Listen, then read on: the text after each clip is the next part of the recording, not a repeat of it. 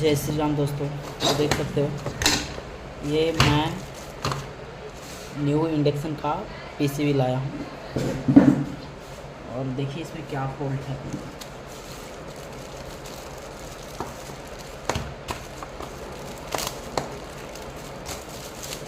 अभी यूज भी नहीं किए हैं,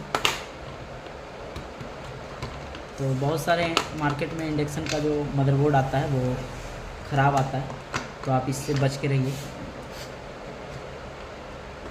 तो इसको हम आपको दिखाते हैं। पहले ये बता देते हैं कि इसमें सप्लाई कहाँ कहाँ जाता है, उसके बाद आपको इसका फॉल्ट हम दिखाएंगे। तो आपको ये पता है कि ये न्यूट्रल है, ये पॉइंट, और ये फेज का पॉइंट है।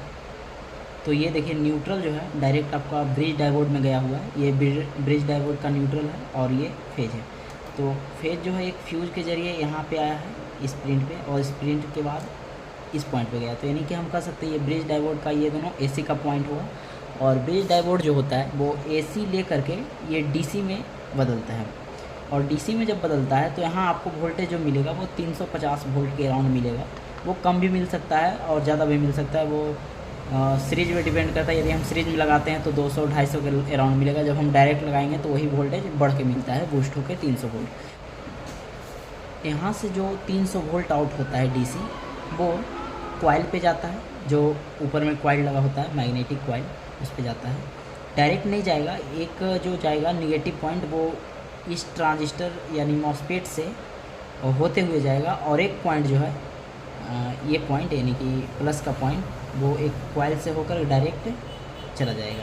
यानी कि देखिए ये प्लस का पॉइंट यहाँ से एक कॉइल लगा हुआ है और डायरेक्ट यहाँ पे चला गया, और माइनस का जो पॉइंट है वो ये मॉसफेट से आउट होके आया है। यानी कि निगेटिव पॉइंट एक यहाँ से देखे तो एक जम्पर लगा हुआ है यहाँ से यहाँ के बीच, और इस पे गया है। तो यानी हम कह सकते हैं यहाँ से जो डीसी यूज होता है वो कॉइल के लिए होता है। उसके बाद अब यहाँ से समझते हैं एसएमपीएस सेक्शन किस तरीके से वर्क करता है। तो देखिए ये न्यूट्रल था और ये फेज था।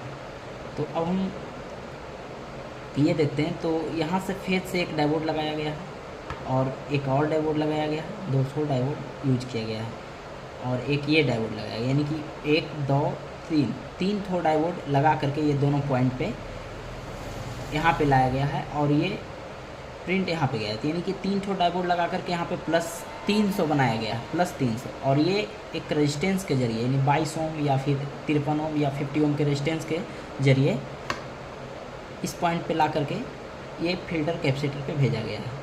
प्लस, सिर्फ प्लस, माइनस जो लिया है ये प्रिंट से आप ट्रेस करोगे तो इस पॉइंट से आया है, इस पॉइंट से। यानी कि माइनस जो लिया गया है वो ब्रिज डायोड से लिया गया, और प्लस जो बनाया गया वो यहाँ पे 3 ठो डायोड लगा करके बनाया गया है, ठीक है। और ये रेजिस्टेंस से होते हुए ये कैपेसिटर पे गया है।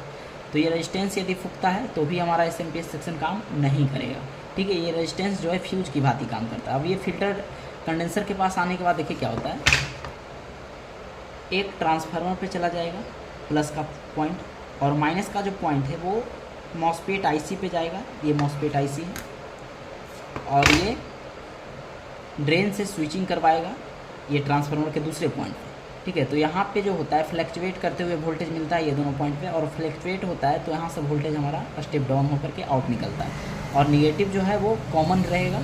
तो यहाँ से देखिए 1 2 3 फेज से हमारा आउट निकल रहा है, तो एक हमारा कॉमन हो जाएगा, और बाकी 2 पॉइंट से जो आउट करेगा वो एक 18 वोल्ट एक 10 वोल्ट। तो ये पॉइंट से आउट किया है एसी, तो यहाँ डायोड लगने के बाद डीसी बनाया गया है। ये जो पॉइंट पे काम करेगा वो 10 वोल्ट के अराउंड काम करेगा, और ये जो पॉइंट पे आउट करेगा वो 18 वोल्ट के अराउंड काम करेगा, ठीक है। उसके बाद 10 वोल्ट जो क्या करता है इस ट्रांजिस्टर पे जाता है। ये देखिए यदि आप ट्रेस करोगे तो देखिए यहाँ से ये 10 वोल्ट है, सॉरी मैंने उल्टा बता दिया, ये 10 वोल्ट है, ये 18 वोल्ट है। तो ये 10 वोल्ट यहाँ से इस प्रिंट से गया है ये ट्रांजिस्टर पे। ये ट्रांजिस्टर जो है 780L5 करके लगाया गया है। ये 10 वोल्ट यहाँ पे आया, और बीच वाले ट्रांजिस्टर का जो लूप रहता है वो ग्राउंड रहता है यानी माइनस रहता है, और इस पॉइंट से आउट करता है हमें 5 वोल्ट। और ये 5 वोल्ट क्या करता है, ये आईसी पे जाता है और ये पैनल पे जाता है, और यहाँ से ये जो 18 वोल्ट आउट करेगा वो डायरेक्ट फैन के लिए जाएगा, ठीक है। तो इतना सारा वोल्टेज बनता है। अब देखिए इसमें प्रॉब्लम क्या है, कोई भी पीसीबी इंडक्शन का यदि वो ओके होगा तो उसको सप्लाई देने के बाद बिप साउंड का आवाज़ आएगा उसमें से। हमने इसमें सप्लाई दे दिया है बट कोई भी साउंड नहीं आया है। तो देखते हैं इसमें फॉल्ट क्या है। सबसे पहले इसका एसी वोल्टेज चेक करेंगे। एसी वोल्टेज 220 के राउंड आ रहा है। एसी के बाद यहाँ डीसी बनना चाहिए।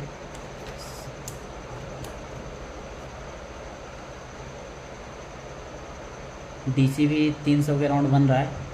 डीसी के बनने के बाद तीसरा वोल्टेज जो बनेगा, ये बताए थे 3 ठो डायोड लगने के बाद यहाँ पे 300 वोल्ट डीसी बनता है फ़िल्टर कंडेंसर के पास। यहाँ भी ओके है।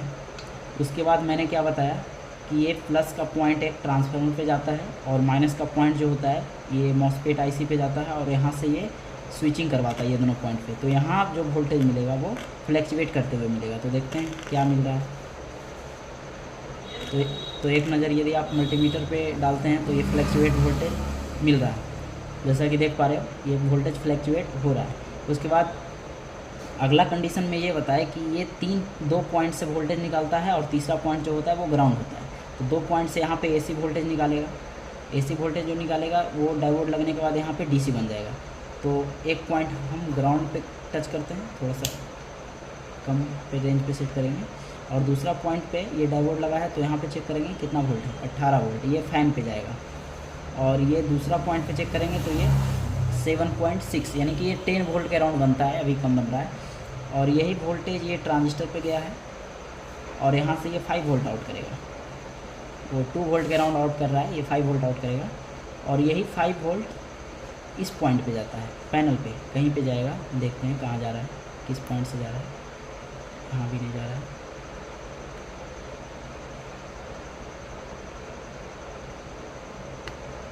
इस पॉइंट पे जा रहा है, ठीक है।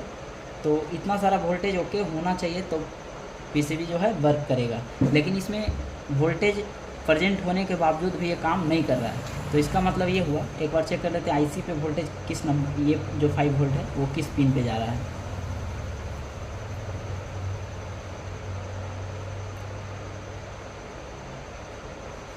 इस पॉइंट पे जा रहा है, ये पिन पे। तो इतना सारा वोल्टेज होने के बाद भी ये काम नहीं कर रहा है, यानी कि ऑलमोस्ट सभी वोल्टेज ओके है, फिर भी ये काम नहीं कर रहा है। और देख सकते हैं मैंने इसमें पैनल को लगा दिया है, फिर भी ये कोई डिस्प्ले नहीं है। इसका मतलब ये है कि ये जो माइक्रो कंट्रोलर आईसी है वो ख़राब है। न्यू मैंने लाया है मार्केट से, फिर भी ये ख़राब निकला। तो मेरा 400-450 रुपये लॉस हो गया। तो वीडियो बनाने का मकसद यही था कि एक ओके पीसीबी में कहाँ कहाँ पे कितना वोल्टेज बनता है। तो यदि वीडियो पसंद आया तो वीडियो को लाइक कर चैनल को ज़रूर सब्सक्राइब करें। थैंक यू, मिलते हैं अगले वीडियो में।